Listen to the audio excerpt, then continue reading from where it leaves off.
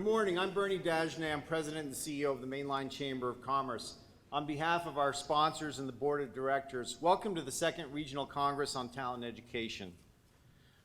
You might wonder why we chose the word Congress for this event, when just a few hours down the road there's a body called the Congress that's not very popular right now.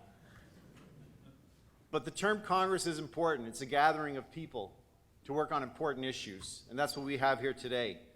We have an impressive audience of business and academic leaders, and you were selected to attend because each of you has something to contribute when it comes to ensuring the future of our region's companies, students, colleges, and economy. Today, you'll hear from impactful speakers who are making a difference, and we will ask for your ideas soon. Some have asked me, we have staplers at the table? We're going to have some staplers out a little bit later. I'll be telling you what those are for. But now, please welcome our host, the president of Villanova University, Father Peter Donahue.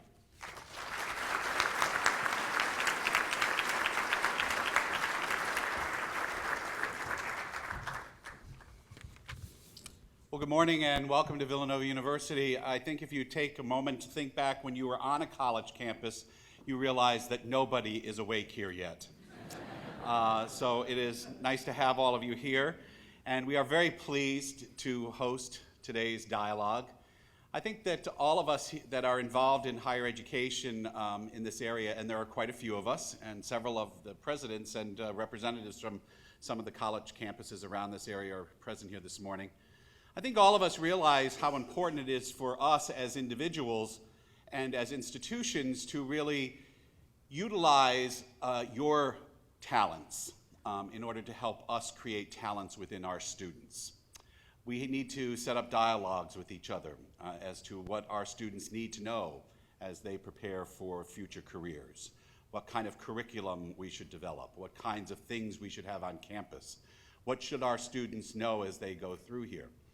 We have, on all of our campuses, we have a large body of very talented and eager young men and women who are looking to really set the world on fire in some ways and are very eager to kind of utilize what they know for the betterment of other people. And so, as one of my deans said to me this morning, we have the talent if you have the jobs. And if you have the ability to use them, we would be very grateful to continue this conversation in terms of how we can help you, but more importantly, how you can help us educate the future generations of this country in more productive ways. So today's dialogue will be one that helps both of us really prepare young women and men to take their place in today's world, and particularly in this area. Many of our students that come here from other parts of the country, other parts of the region, suddenly fall in love with the Philadelphia area, and particularly fall in love with the Main Line, as some of you know at 2 o'clock in the morning. But they are very interested in staying here and to find opportunities to continue to live in this region. So thank you for being here with us today. Thank you for entering into this conversation, and thank you for any help you can provide for the colleges and universities in this area to prepare our students to work for you. And it is with my pleasure that I introduce Bobby Keys, who is the General Manager and Regional Vice President of Enterprise Holdings. Is a strong company in this area who has done a lot to hire and cultivate internships and experiential learning for our students. Bobby?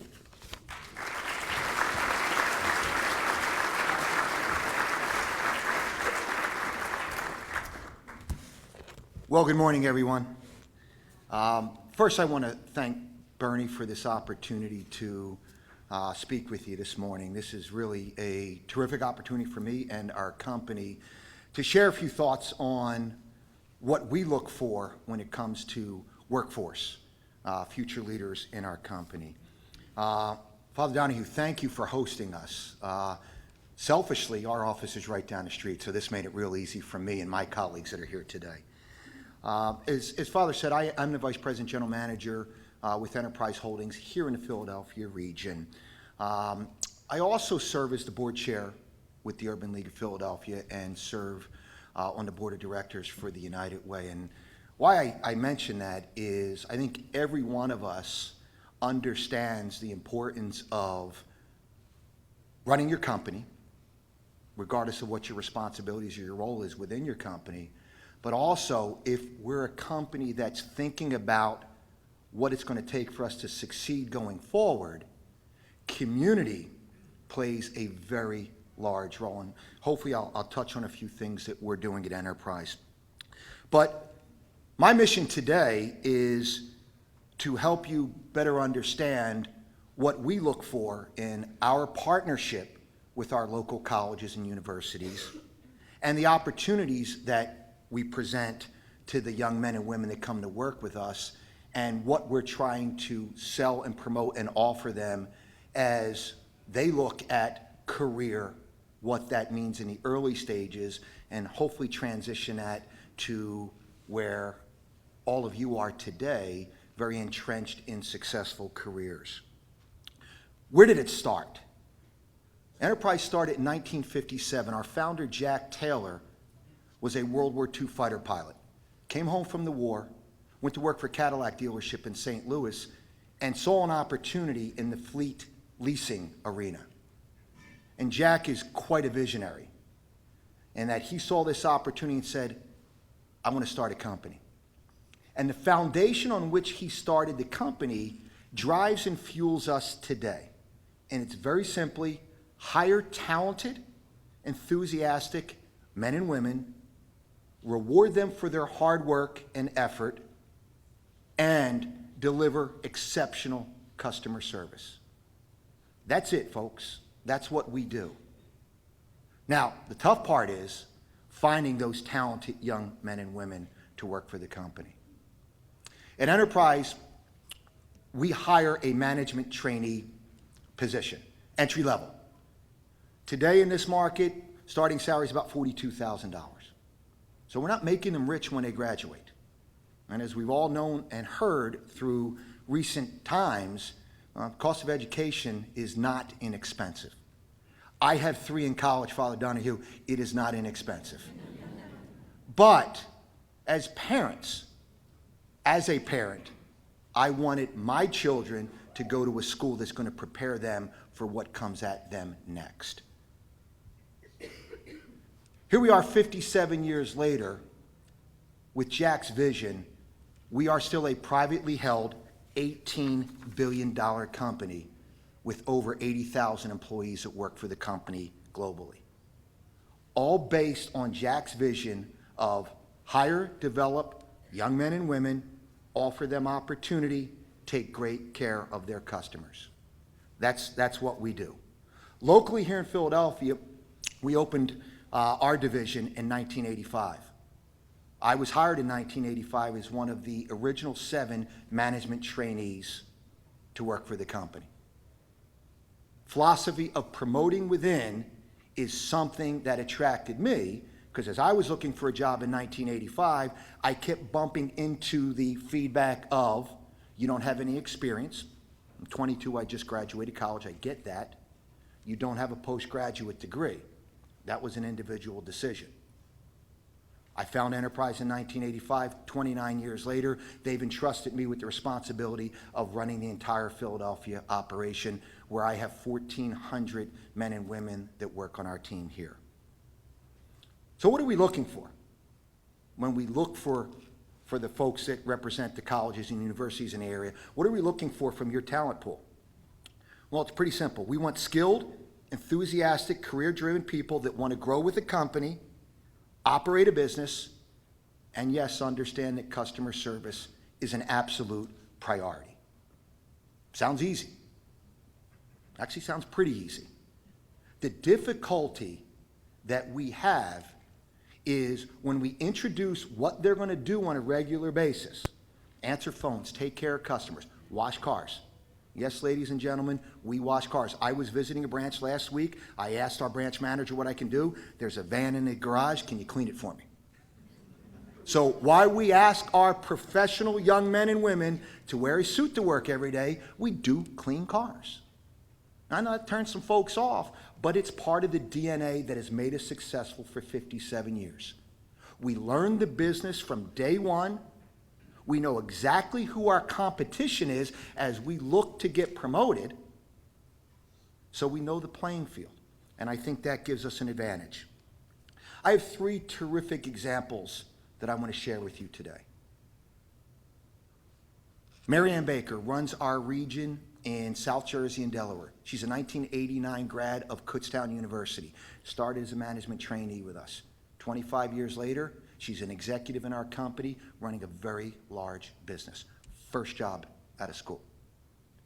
Christine Gallagher, 1989 graduate of University of Scranton. Started with our company as a management trainee. 25 years later, she's running our suburban Philadelphia region. Bucks, Montgomery, Delaware, and Chester County, running a big business. James Callahan, 1994 graduate of Longwood University, started as a management trainee, first job out of college. Just like Christine, just like Mary Ann, running our Philadelphia region to include Philadelphia Airport, big business. That's what we can sell to the men and women that come to work with Enterprise. You're going to work hard, all right? You're going to work long hours. There's going to be tremendous sacrifice. And hopefully that resonates with all of you, because the one thing that I know 29 years later, if you want to be successful in anything, hard work, great attitude, your ability to see in the future and recognize what you have and take advantage of that opportunity. Another program that I'm proud of is our intern program. This past summer, we had roughly 70 interns from all of the college represented here, some outside the area, come to work with our company. Intern program, we all probably have them. What I think distinguishes us as we look to the future and our future leaders is this is a great opportunity for us not to just to create summer employment for folks in the area. It's our busy time of the year, so there's a fit there. But our goal is to teach them everything that we do so that when they leave us at the end of the summer, hopefully there's an offer extended, something they can think about through their senior year, and our goal is to retain that intern. We've got about 60 to 70% retention with our interns. Very proud of that. We also offer fall and spring internships as well. So as business leaders, I think the connection is obvious.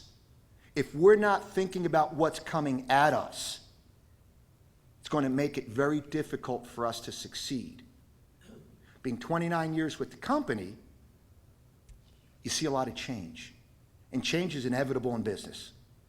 And I'll only speak to that. I'm sure for our college administrators, they're dealing with change all the time. Again, I'm a parent of 3 college kids. You're doing a great job. All right, so you have to be able to see the future now and understand what it's going to take to be successful. And today, with the young men and women coming into the workforce, you have to know what they're thinking about. So we just don't ask them to come to work every day, go out on sales calls, take care of customers, learn our business. We get them involved in community. We have a day of service, at least one for our interns every summer. Right, we ask them to compete. We measure their performance. And at the end of the summer, we reward those top performers by giving them scholarships to go back to school with them. I'm not sure how innovative that is when you're looking at workforce and future employees and leaders in your company, but it resonates with these folks. It's about culture and teaching them, helping them understand the culture of your company so that they want to be part of it going forward. As I looked at my participation in today's event, there's a couple things that stood out. I think we are entrusted with the responsibilities to develop best practices, to attract talent, as we all have a common interest here today. Certainly enjoy sharing the Enterprise business story and success story that we've had these last 57 years. And hopefully some of the colleges represented will ask us to come out and tell that story. Partner with other companies in this room so we can be more competitive with compensation and work-life balance. I'm born and raised in Philadelphia, folks. I am proud of the fact that I was born in North Philadelphia. All right? This is my home. I want this region to be successful in every facet. I think we all know the challenges that are out there. But if we continue to create an environment where young people are going to come get a great education, and then we're going to offer them great opportunities that are sustainable, our region will thrive. And that's one of my missions that I'm entrusted with the Urban League. Okay? While we're trying to get young men and women jobs through our Career Center, and our director, Deborah Abrams, is here today, all right, we also understand that we have to peel it back even further than that and help the young people in this region get to college so they will have the skills necessary to work for your companies. And as Father said, here we are in the main line, right? And all of our regions have our challenges, but when you get into the core of Philadelphia,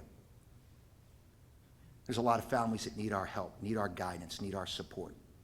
The Urban League does great work in the Philadelphia region. And if you'd like to get more involved, please see me afterwards. So folks, we all need to better understand what's coming at us. That's where Bernie and the Mainline Chamber needs to be applauded for pulling us together to discuss not just business today, but what's coming at us as we go forward. Ladies and gentlemen, that's a daunting challenge. And like any time we have a gathering, we can do a couple of things. We can say, you know what? I need to be more engaged. I need to do more because I'm not doing enough. Or we walk away after this morning and we say, well, that was nice. I feel good. I feel better. And then we wake up tomorrow and we come to work Friday morning and we let this be a thing of the past. That would be a mistake. I'm looking forward to the panel discussion, the conversations we're going to have at the tables, and frankly, learning something from all of the folks that are here today. I hope your goals are the same. There's work to be done. The talent's here, so let's dive in and attack it. I want to make a quick introduction. There's going to be a 5-minute video when I get off this stage. So what I'd like for you to do is turn your attention to the screens, and the video is going to talk about the importance of educated talent to our region's economy. Father Donahue, thank you. Bernie and the Mainline Chamber and the staff on the Mainline Chamber, thank you for this opportunity. Ladies and gentlemen, let's continue to do things we're doing and make a difference as we go forward. It's worth the time. It's worth the investment. And now I believe we're going to have the video. Thank you very much.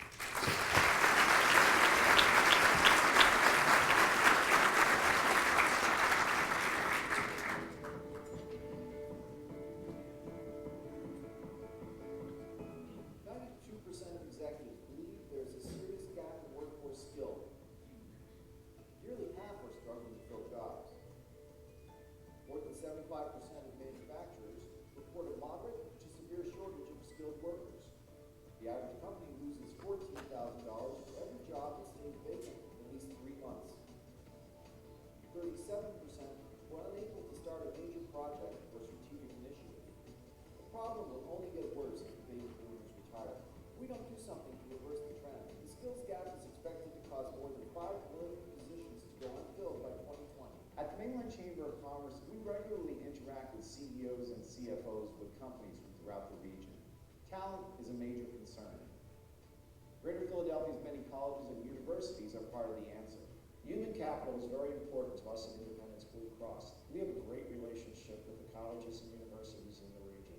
We see them as really the pool where we can go and recruit young people right out of college who are anxious to pursue a career in healthcare. The Talent and Education Network's new internship program is directly helping to connect employers with future employees. And a new talent pipeline steering committee will help to boost those efforts. The Congress is an opportunity for the higher ed community and the business community to come together and talk about how the talent that we have on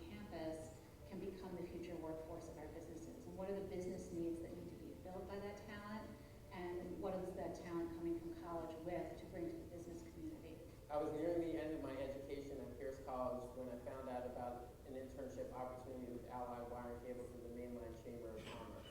I felt like having an internship was monumental in advancing my career. Employers need talent. Colleges need their students to find jobs after graduation. Our economy needs educated workers, and paid internships are the way to keep them here. Well, we tried to do our own internship program over the years, reaching out to many of the major colleges and universities with very limited success. We worked with the Mainline Chamber of Commerce this year, and we were able to get 4 young people to come into our program for the summer, and one we ended up hiring on a permanent basis. The more than 100 colleges and universities in Greater Philadelphia, with several on the main line, are a unique regional asset, offering training in key areas, including engineering, technology, and manufacturing. Employers can better take advantage of this resource, and having more employers at the table will help colleges learn how to better meet the needs of those who control the valuable currency of jobs. One of the great things about the Philadelphia region is that there are more than 100 universities within a 2-hour drive of the city. From our perspective, that's a tremendous advantage in recruiting new talent into the organization. It's helped us grow our workforce in the region pretty dramatically.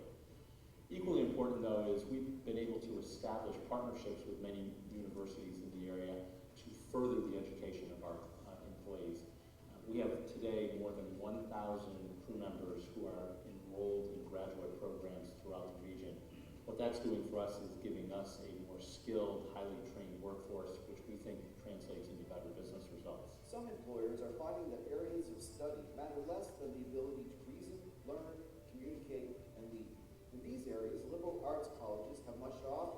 For some employers, students coming from 2-year associate's degree programs are ideal, and there's a place for other types of post-secondary training. It would appear that the diversity of our schools is a strength, and pairing the right employers with the right schools is an opportunity. The Mainline Chamber promotes Campus Philly's online portal for internships, campusphilly.org/careers. So they promote the portal for their membership. It's a free service that Campus Philly provides so that employers can find interns at our 31 college partner schools. And once they fill those internships through the portal with those students, Campus Philly provides programming over the summer that enriches the experience. The lack of properly trained workers is hurting our companies. It's hurting our economy. Many greater Philadelphia businesses have discovered the answer comes in part through working more effectively with higher education. The Talent and Education Network has already begun to replicate those efforts. Now we want to scale it up. We thank our partners who have brought us to this point. We call on the business community to join us so that together we can have a truly transformational impact on the Philadelphia region.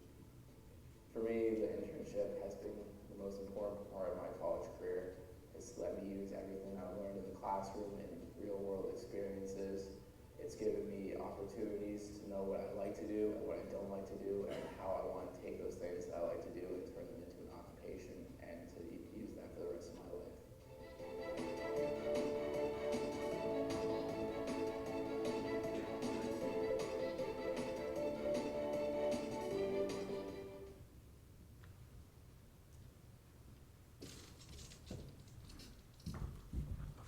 I want to start by recognizing someone you saw in that video.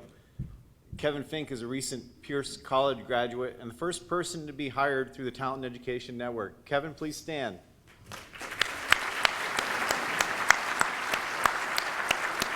Thank you. I'd like to acknowledge all the students in the room here today who are representing various colleges and universities, and it's important to have their input, to have them at these tables, and we look forward to getting that a little bit later in the program. I want to thank Rob Cates of Cates Media for his hard work on that video, and I want to acknowledge Bobby Keys for his leadership. Enterprise is a company that has figured out how to tap the college workforce, and there's much that we can learn from that company and from Bobby. Many of you were with us in 2013 at St. Joseph's University for the first Regional Congress on Talent and Education. We spoke that day about the connection between employers and the higher education community, what needs to happen to strengthen that connection. One of the key takeaways was the need to increase the number of internships in the region. The Mainline Chamber of Commerce took that charge seriously, and over the summer we created a pilot project where we placed 12 interns in 4 companies that had very little experience with interns. We were very successful from the standpoint of the companies had a great experience. The feedback from the students was extremely positive. Specifically, Pep Boys, Santander, Liquid Hub, and Allied Wire and Cable all stepped up. At the Mainline Chamber of Commerce, we also got ourselves an outstanding intern to help us through the summer. We handled the postings, the job postings on campuses and on Campus Philly's website, which you heard about from Deborah. We identified candidates. We provided initial screenings with the help of our consultants from the Kearney Group. We learned some lessons in our first year. While interns can contribute to handling the workload, they need to be managed, and there needs to be buy-in at the C level, in the HR department, and for the managers who are working with those interns directly. But once the systems are in place, you can soon wonder how it is that you got by without them. You'll hear more about what interns can do for a company in a few minutes. And we're now in talks with other companies about extending our services to them. As you can see from the logos on the screen, there's a growing group of outstanding organizations that are supporting our work, and we thank them. The U.S. Chamber of Commerce Foundation has identified a skills gap. It's hurting our economy. It's only going to get worse. It's a national issue. Why shouldn't Greater Philadelphia become particularly aggressive about addressing that issue? Most companies are going to have to do all these three things. They're going to have to hire experienced workers. They're going to have to promote from within, cultivate their knowledge within the buildings that they have right now. And they're going to have to also bring in at the entry level in order to keep that pipeline flowing. And internships address that entry level. The colleges also have a lot to offer in other areas, as Bill McNabb stated, when you're talking about professional studies and graduate programs. And there are MBA teams who will come to your company and study a problem, giving you a chance to not only get some answers to some key questions, but also to evaluate a team of students to figure out who among those students you'd like to cultivate relationships with and hire for your company in the future. The Mainline Chamber of Commerce and our partners have only begun our work. And while we plan to ramp up our internship program over the next year, we've put together a top-notch panel to oversee and guide and boost our efforts, which could lead in additional directions. This is the Talent Pipeline Steering Committee, and I want to announce our inaugural members. You'll be meeting the chairman of this committee, Tom Nerney, President and CEO of U.S. Liability Insurance Group, in a minute. Our Mainline Chamber of Commerce from the Board of Directors, our liaison to this committee, William Aronson, he's the Associate Dean of the Foss School of Business at Temple University. John Castleman, President and CEO of Alliance Global Services, I know is with us today. I will be on this committee along with Deborah Diamond, President and CEO of Campus Philly. Joseph D'Angelo, Dean of the Hobbs School of Business at St. Joseph University. Barbara Dyson, Vice President of Human Resources from Vertex. Tim Flynn, President and CEO of Allied Wire and Cable. Sarah Lowe, Chief of Staff of USLI. Greg Matusky, President and Founder of Gregory FCA. Stacy McClellan, Group Talent Manager for Enterprise Holdings. Jeffrey McGroarty, Chief Financial Officer from Safeguard. Rosalind McPherson, President and CEO of the Urban League of Philadelphia. Jennifer Warren, Senior Vice President for Talent Management at Lincoln Financial Group. And Paul Zangel, Vice President of Resource Management for Liquid Hub. Please join me in thanking these committee members for volunteering their time to help our companies, our students, our colleges, and our economy.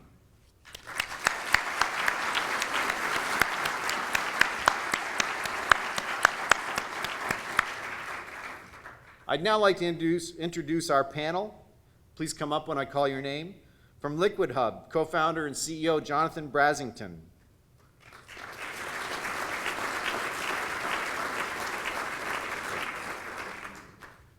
Let me start right here. From the University of the Sciences, University of the Sciences, President Dr. Helen Giles G.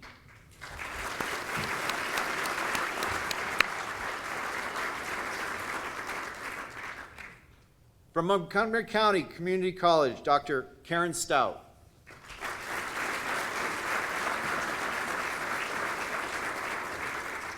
The President and CEO of Campus Philly, Dr. Deborah Diamond.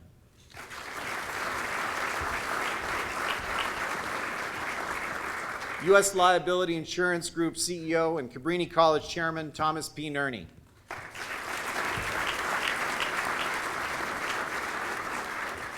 And please welcome our moderator today, President and CEO of Vertex, Jeff Westfall.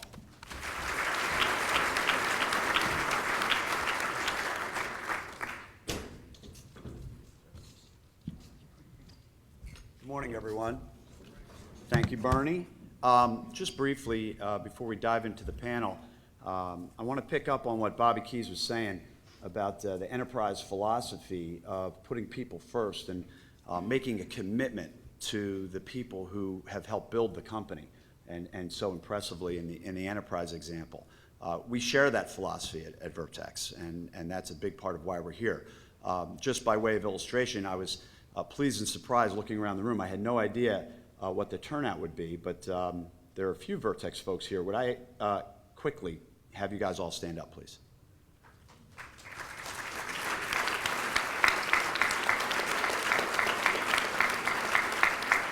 And hold it, don't sit down, just quickly. Barb, how many years? 8. David? 15. Nicole? 6 months. All right. Lisa? 11. Mindy? 8. John? John? Kyle? 21, right out of high school. I've known Colleen since high school, so, well, maybe before high school. And Kathy? 1 month. Kathy's 1 month. Jack? 20 years. Al? 23. John? 15. And Steve? 15. Who did I miss? Did I miss anyone? Oh, hey, Tia. 4 months. 4 months. Tia and I have yet to meet. Nice to meet you, Tia. Thanks, guys. Appreciate you being here. We're here en masse, not only because we expect dramatic growth, and so we're investing heavily in our own ability to understand what it's going to take for the company to succeed in attracting the right talent that'll succeed within our unique and special collaborative culture, but also because we have benefited from this wonderful, wonderful community that is the greater Philadelphia area, and from the leadership of the Mainline Chamber and Bernie's leadership. And so we just have a philosophy of giving back, and we just believe that it works. So here we are. Let's get started with our wonderful panel today. Folks, thank you for being here. Jonathan, good to see you. I'd like to just invite everyone to open with an initial expression of, how you're approaching your organization's attitude toward talent development and this collaboration with the Mainline Chamber. Why don't you go ahead, Jonathan? Sure. So my name is Jonathan Brassington. I'm the founder and CEO of Liquid Hub, and just to set context, Liquid Hub is an IT services firm focused on digital integration solutions in the financial services and healthcare industries as our primary sectors of focus. For us, over the course of the last few years, we were really thrilled to be involved in, as Bernie pulled us into the orbit of the Commerce's initiative. We have been going through a dramatic transformation based on our rapid growth, approaching 2,000 employees across the U.S. but based here mostly in the Philadelphia region. And our historical philosophy preceding the last few years has been to hire experienced IT services professionals. And this has been somewhat a daunting challenge for us as the baby boomers have been retiring and as there's been a dramatic reduction in technology specialists coming out of undergrad programs throughout the United States, especially in the computer science arena. So for us, getting involved and engaged in initiatives like this, beyond the fact that I live here with my family in this region and all the things Bobby talked about and Jeff talked about making our region vibrant, is that we have hit a strategic imperative at the talent level where we have no other choice but to work within the framework of building entry-level or enabling entry-level graduates to be successful within our world. Right? As we've worked with many of our clients, some represented in the room today, the critical issue that we're faced with collectively is with the scarcity of technology resources within the region and throughout the country, and the movement or the rapid movement of IT jobs offshore, the whole rethinking of the labor talent model within IT, especially as driven by digital transformation and digital engagement, is bringing an entirely new dialogue to the table. So sitting here today, I'm really excited to explore with all of you how we can change or reverse that tide shift and make Philadelphia a vibrant leader in that talent model. So looking forward to the dialogue over the course of the next 2 hours. Helen? Thank you. I'm Helen Gilstree from the University of the Sciences, and I too would like to provide some context.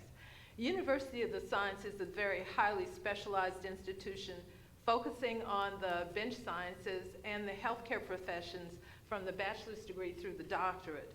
With regard to developing the talent pool for our industries of choice, we look at including high-impact practices with the regular course materials that we provide our students. And what I mean by that is, for those students majoring in the doctoral programs in pharmacy, occupational therapy, PT, and physician's assistant studies, those students get clinical practice with our hospitals and medical services. So by the time they graduate, they're already ready for professional practice, and they do quite well. The other students in biology, chemistry, biochemistry, physics are engaged in research with the faculty. For example, in chemistry, 90% of our students research with the faculty and publish before they graduate.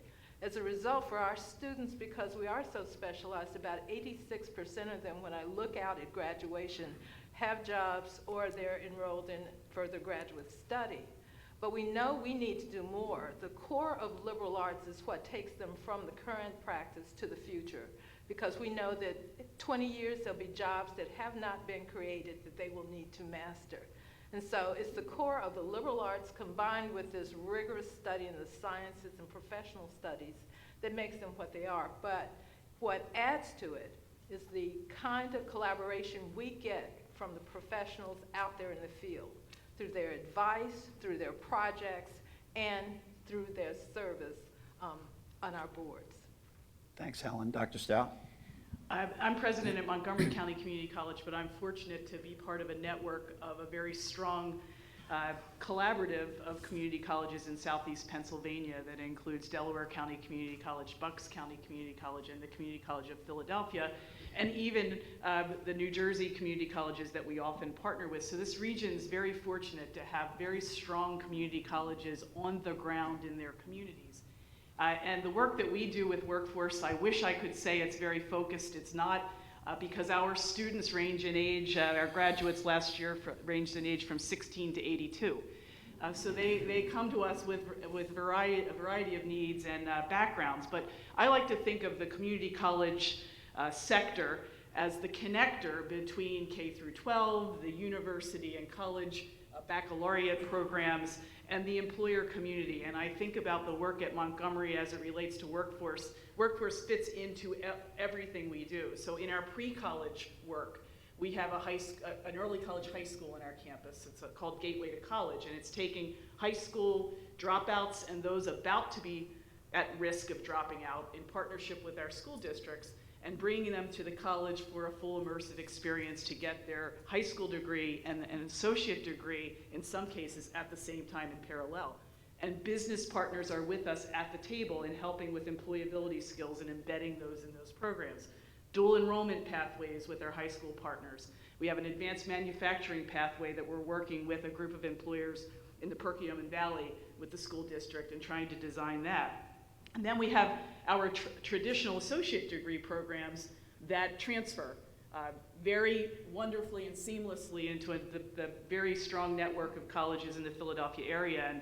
And this morning in the Chronicle of Higher Education, there was a stat about nearly half of all U.S. graduates earning a baccalaureate degree in science and engineering attended a community college at some point in their educational career. And then we have post-baccalaureate programs, certifications that we work with incumbent workers, sometimes with businesses directly, sometimes with your employees that you're paying tuition reimbursement for some type of post-baccalaureate certification or credential. So that's the range of work that we do, and as we talk more, there's some examples of some partnerships that I think are models for us to build upon with the work of the Mainline Chamber.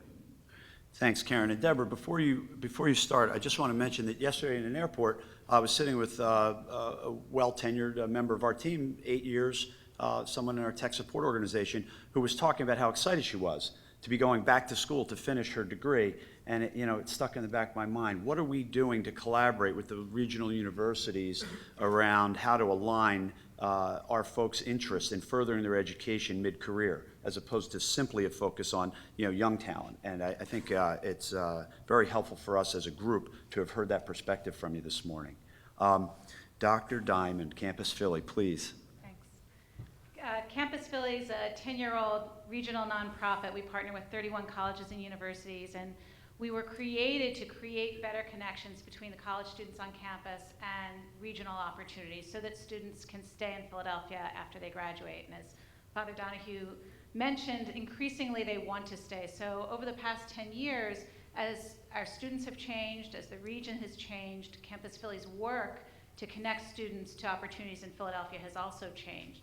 And one of the most prominent changes is in the emphasis on internships. Students are increasingly interested in them.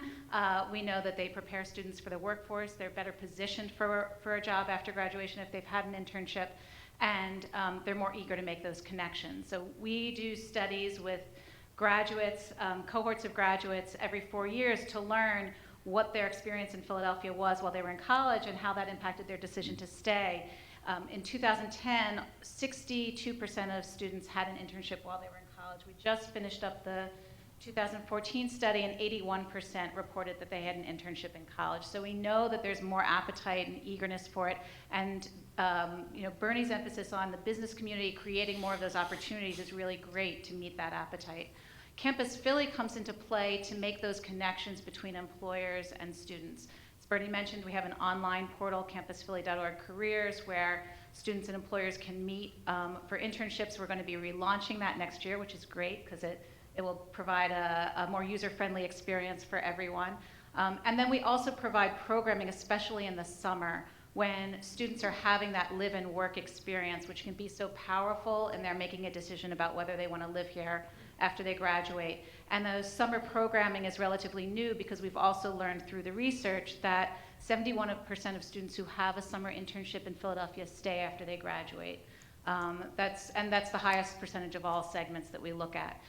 So we know that summer internship experience is really pivotal, and that's something that we're going to be focusing on during this academic year and again, summer 2015.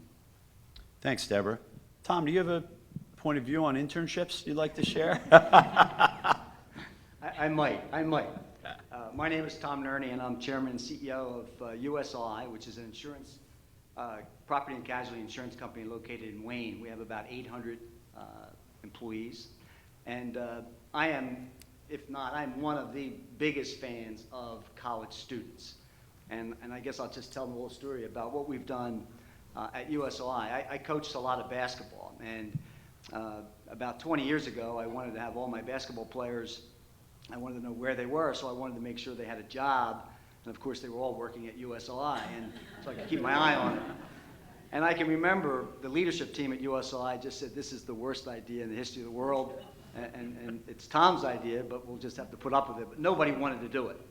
And they were young ladies, and they were 13, 14, 15, 16. They worked there through their entire high school years as I coached them. That was the birth of what we have now is what we call our college help program. And we stopped bringing in high school students, although we have some from Cristo Rey High School. And we really focused on college students and said, how can we bring them in? Our culture is one of trying to engage youth and the energy of youth and the wisdom, and to keep everybody energized by that. So we brought in some college students, brought them in internships through the summer. Again, the demand at our company was a -5. Nobody wanted them.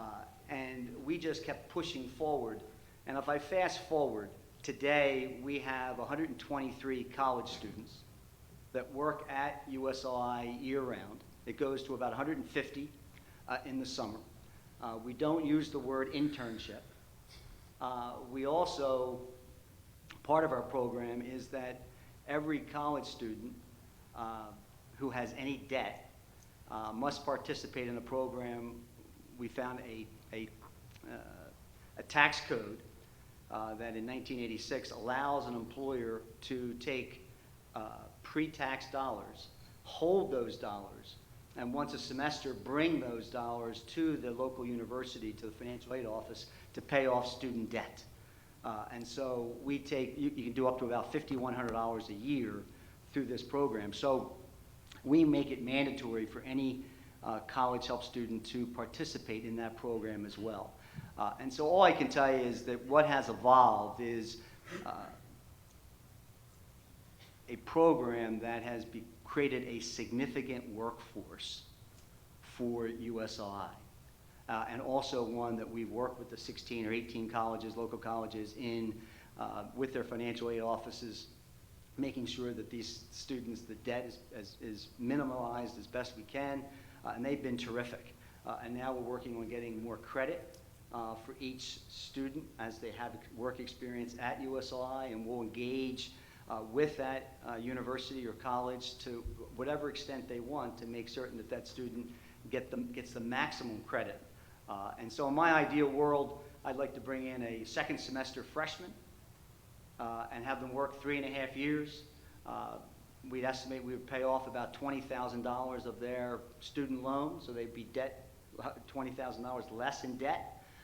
They would have experience credit up, we're trying to get it to 18 credits if possible, and we're still working on that. We have up to 9 at a local school and 3 in a number of others, but we're still pushing that forward. And from that, what we're trying to do is to show these college students that we care about them. And like Bobby, we hire about 60 to 70 college graduates a year, and we know what this debt burden does to a young person coming out, especially first-generation students who are so enthused and will sign anything to get through school and then be burdened with that type of debt. And so there's a lot of social reasons for doing it and right reasons for doing it, but there's also what we have found. If you believe in these college students as 18, 19, 20-year-olds, they are as and can be as productive as they are at 25 or 30. And if you change your mindset and challenge them, they can be incredible resources. And if you know, the young people have such social media capability that they, we are inundated. If anybody wants resumes, we can give them to you. I mean, we have lots of young people that are just sending in resumes, which is great to see. And it energizes USI, so we're a big fan of College Help. Thank you, Tom. I see a lot of people thinking pretty hard about what you're talking about there, and one of those is my good friend Bill North, who's also a Chamber board member. I see in the audience. Bill, you would agree, I'm sure, that's some pretty innovative thinking and an example of the kind of thinking that we want to encourage here in this Congress, right? We have a few minutes to really prepare for the real essence of and value of the experience that Bernie and the Chamber have designed, which is the table conversations where we can collaborate around how do we help each other develop a real strong talent retention program and enhancement program here, building off of these kinds of innovations that guys like and men and women like Tom have brought forward. And we've got a great and diverse panel here. So panel, with that as sort of our challenge and with about 10 minutes available, your thoughts on what we can get in a collaboration, bringing such diverse and experienced representatives from the world of business and education. What are you hoping we can get from the collaboration that's about to unfold? Jonathan, you want to take a stab at that? I know I shifted a little bit on you, but it sort of evolved as. No, that's great. I want to get you away from that prepared statement I said. Yes. Obviously there are a couple different dynamics in motion, but taking a page from what Tom has done and looking at the context of the engagement with the local colleges and universities to drive internship adoption and entry-level job creation. right? So we represent on the panel level broad constituencies. I'm talking specifically within my domain of technology-skilled workforce with an emphasis on digital-enabled jobs. You know, and I kind of think about it from a macro level in the context of there are certain types of jobs that many organizations are trying to say they're back-end jobs that they could do globally and read that as labor arbitrage anywhere in the world. There are other types of jobs that I think as a region we could keep here where we're embedded at a technology skill level with the business, right? And that's where Liquid Hub has been focused on. How do we work with colleges and universities, bring in interns, bring in entry-level college grads, tool them up on skills actually that are intuitive to them. As Tom pointed out, social media, the ability to do things in very seamless ways with mobile, social, cloud technologies, thinking around the areas of data science and big data. So to the degree that we can harvest these skill sets coming out of colleges and universities and then embed them with our clients, working seamlessly with the business, for us, it's the strategy to keep jobs local, to keep jobs domestic, and it's a strategy at a regional level to keep jobs within the Philadelphia community and reverse the brain drain we're experiencing. This mindset's really what has changed our recruiting strategy from looking at 7 to 10-year experienced hires to say we've got to go back to the fundamentals and capture people at the internship level and at the entry level. So that's been our call to action as a company, and we've been rethinking our talent strategy with the addition of 12 interns in the last 12 months as a learning process for us and a aggressive college recruiting program. So I'd offer that as our context and call to action. Thanks, Jonathan. Helen? Our university started in 1821. It was totally different, a Philadelphia College of Pharmacy, the first college of pharmacy in the nation. But if it had not changed, I doubt if it would be here because it wouldn't remain competitive. Then all male, now representatives of 13 countries, students multilingual. What we're facing in terms of needs for the workforce will be a diverse workforce because the population will be more diverse. And so the flexibility of businesses to look at what students can do in a different and various fashion, that these students are trained to have ideas and develop on those ideas and could bring to your organizations a type of innovation that you might need as you look toward the future. Some of you might be very comfortable with the institutions you've dealt with for the past 5 or 10 years and haven't opened up your concept of dealing with different institutions in this region. So I'd ask you to look at opportunities, get to know other institutions that might bring to you a talent pool that have different experiences and different knowledge, but might be able to comprise and bring to you something that you could value as you move forward and change within time. You know, hey, Karen, before we hear from another university perspective, I thought we just will turn to Deborah for a kind of a more general campus view, and then I'll come back to you in a second, okay? Okay, another. Yeah, That's all set for the question everyone else got to answer. So I'll just answer that anyway. No, our focus is on accelerating internships for a variety of reasons that many of you know, because it does prepare students for the workforce afterwards. It connects them better to the region so that they stay here, and many others. It really addresses the skills gap that people have been talking about. But in accelerating internships, our interest and our question really is, what is the burden on employers to create more of those paid internship opportunities, and what can an organization like Campus Philly do ourselves or in partnership with our college and university partners to address those burdens? So we provide technical assistance to employers who are offering internships. We have a great guide called Internship in a Box, which is a very easy guide for a manager to use who's been assigned an intern and might not know how the best way to deploy him or her. We do great professional development training for interns on the soft skills, on networking, on taking advantage of the professional opportunities in the company they're placed in. And again, we do some summer programming where we bring interns together and they see there's a community of young professional people working in Philadelphia, committed to Philadelphia. So there's a lot that we offer, but we know that there's a lot that employers face in creating those internship programs, maintaining them, sustaining them, and finding the talent to fill them. And it would be just very interesting to hear from the discussions that come after this what those challenges are and how an organization like Campus Philly, which is unique in the country, really. You know, there aren't a lot of regions that have an intermediary like Campus Philly to help smooth some of the friction. So how can we do that? Would everybody join me in a round of applause for Deborah?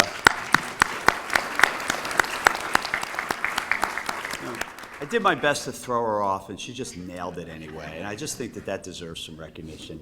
Karen? Okay, I'm afraid of you now. Yeah, as you should be.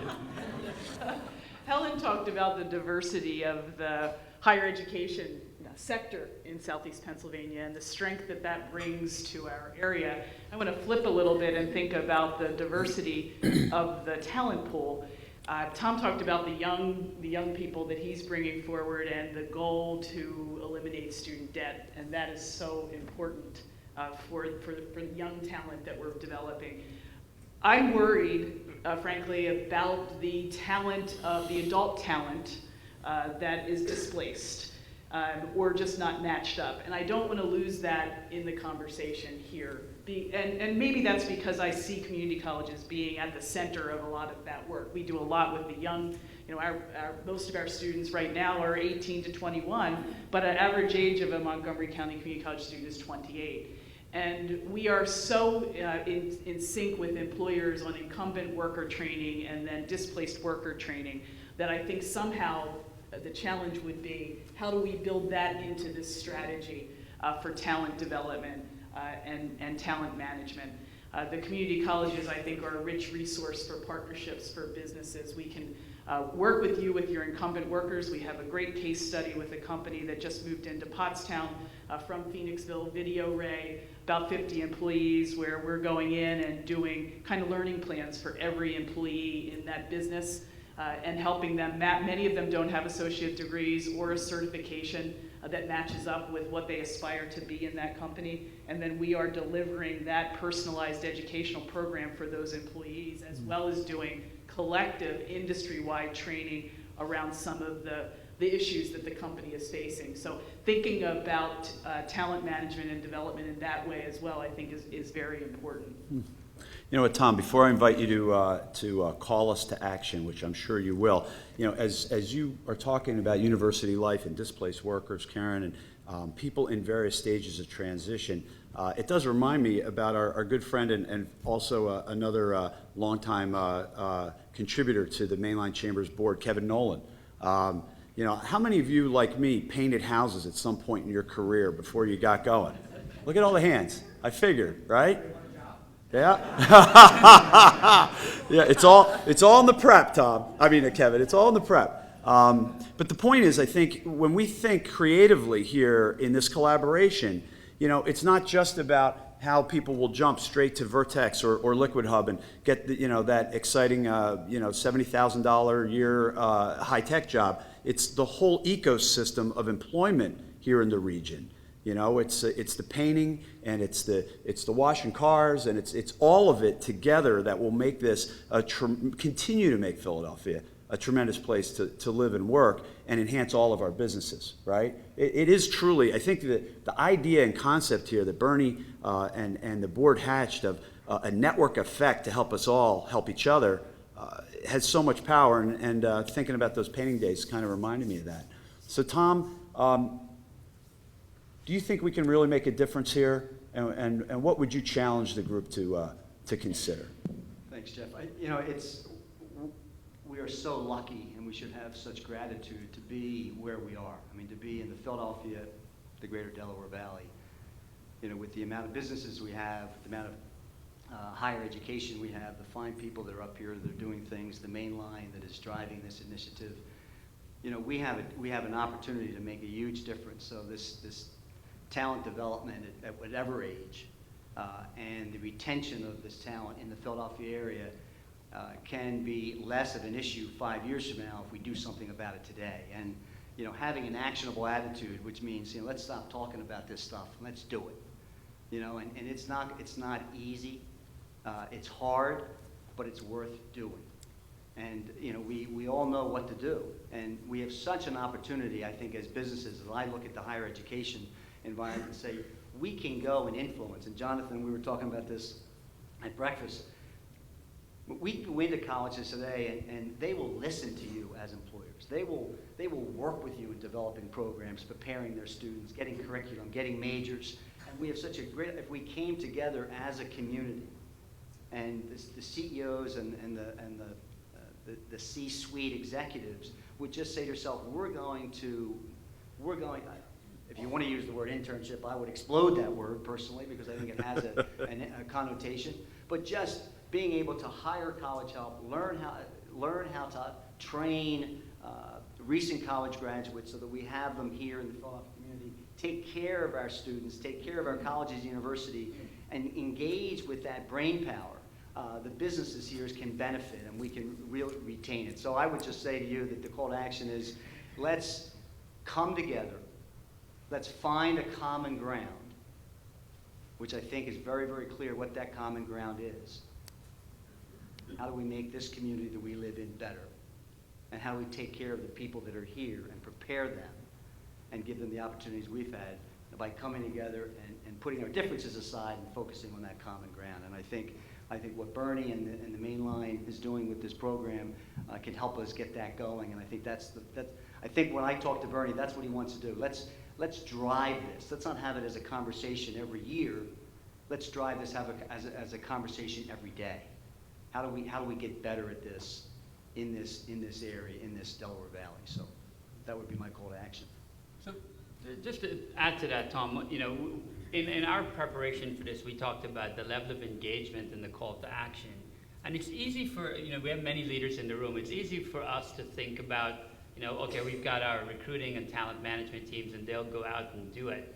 But a lot of it, as we were thinking about the true ethos around making this happen has to be at the executive level, not just the recruiting engines of our firms, but everyone as leaders. And you know, as examples, I mean, we have multiple people participating and interacting with different universities. I personally participate on the Fox School of Business's IT advisory program. I go to 3 meetings a year where we do curriculum design, and we develop the digital marketing program that will have a bachelor's degree offering from Temple. So the type of activity is, you know, on one hand, I could say, well, we've tried, but we're not getting the right level of skills from the colleges, so therefore that strategy isn't working. That, in my opinion, is not good enough. We've got to engage, you've got to help to define the curriculum and the skill sets, bridge the gap, and then commit to bringing those individuals into your workforce and helping them through that first year at the entry level. So that's been a realization that we've internalized. I think Tom and Jeff epitomized this by the way they've built their businesses and they've grown talent from internally. From a Liquid Hub point of view, this is something that we're learning, and our learnings translate to engagement in the process.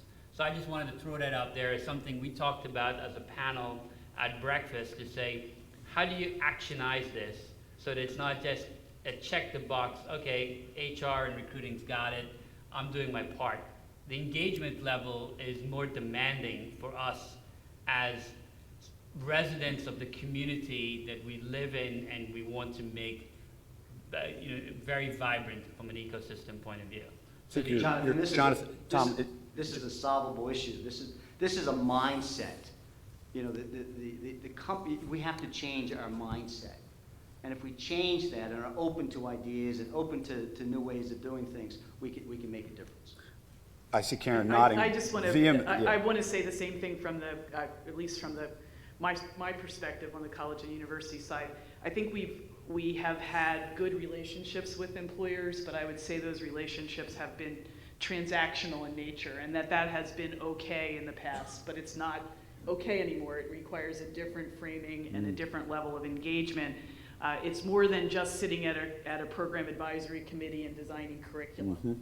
It's building a relationship. And the colleges and universities aren't structured yet either to figure out how to keep that level of engagement in place. It's a struggle for us as well.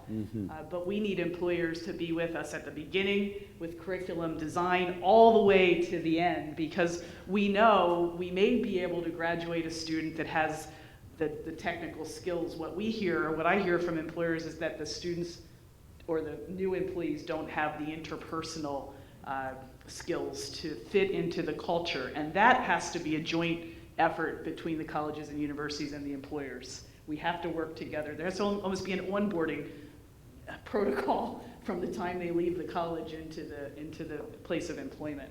So folks, we've got 1 minute for a couple closing thoughts from Helen and Deborah, and then we are going to go to a break. I go back to the committee that's been developed by the Mainline Chamber and congratulate you, because at the end of the day, if you're like me, I don't want to come to a lot of places where I have breakfast and talk about this. At the end of the day, you've got to have outcomes to say, we have moved the needle from this place to that place. Otherwise, what's the point? And so I congratulate you for having real thinkers and doers, and hope that in a year's time, we come back together and say, what has each one of us done to make a difference in moving the needle? And I will make a commitment myself to engage in a way with employers that will help this move forward. And I expect all of us in this room to do the same. Deborah? I think there's also an aspiration that we can reach towards here. You know, we're already a region known for our higher eds because we have so many nationally and internationally known colleges and universities. If we could be known as and we're a large region with a lot of opportunity.